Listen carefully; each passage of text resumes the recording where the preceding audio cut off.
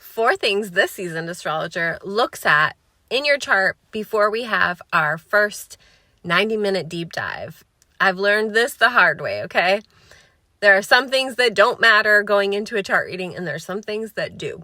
The first thing that I look at is fresh eyes on this chart. I'm like a discoverer out in space, looking at all the planetary alignments, looking at all the relationships. I definitely add in the asteroids. I definitely add in the feminine archetypes because those are so important, specifically if they're making aspects to other things.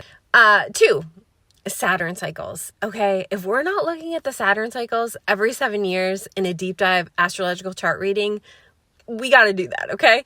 There's so much material there, so that gives me so much to come into the session with, knowing when those 7 years are and how that plays into the whole chart. 3 is we're looking at this past year because oftentimes that's going to help people understand the cycle that they've been in and the next few years. So this coming year and then maybe the next couple of years, especially if there's something big on the horizon that they might need to know about or want to know about, okay?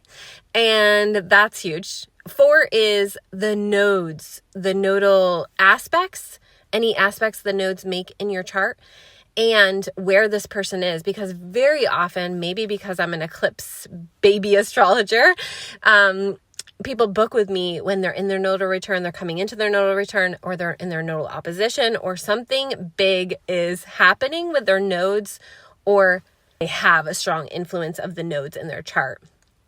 So we're looking at the nodes of the moon. This plays into the eclipses, and that's how it's connected. So those are the 4 things I'm looking at before I even get into session with someone.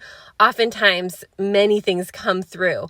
And one of the things that bothers me the most about surfacey astrology or astrologers that shouldn't really be calling themselves astrologers is that we never know how an energy is going to play out for a person.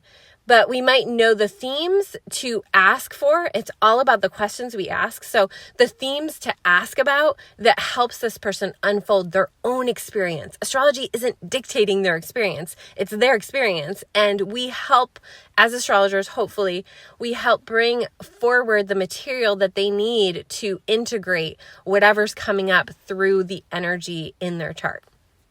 Take care.